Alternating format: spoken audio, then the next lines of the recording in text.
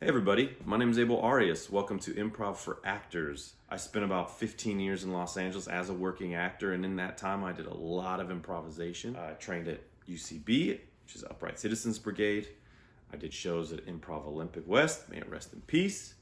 I trained with the Groundlings. I wasn't a groundling, don't get it twisted, I just trained there.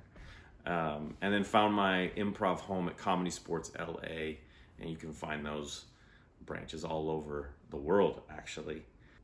One story in me coming up in LA and as a working actor sticks with me, and kind of the reason why I do improv for actors is I was at a commercial callback and I killed it. It was in Spanish. I killed it in Spanish. Director was like, "Can you do it in English?" Did it in English. Killed it.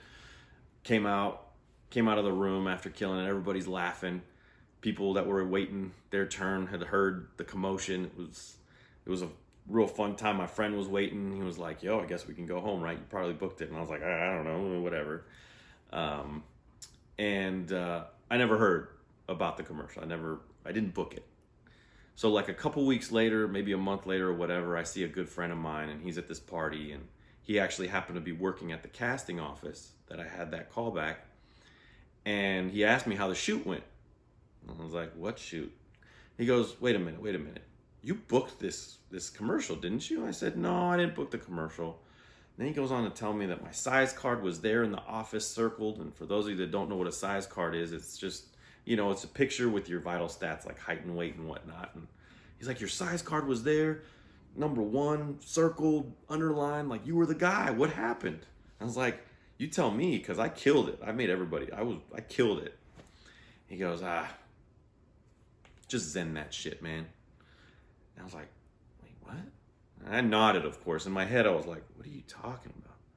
But I nodded, and in thinking about that conversation and in the months and years after that, I realized how vital that was to just zen it. And what he meant was just like, that's it. Just let it go.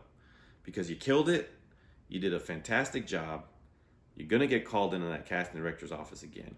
But most importantly, I was in the moment, right? We strive as actors to be just completely immersed in the moment, in a scene, in an audition, in a callback, whatever.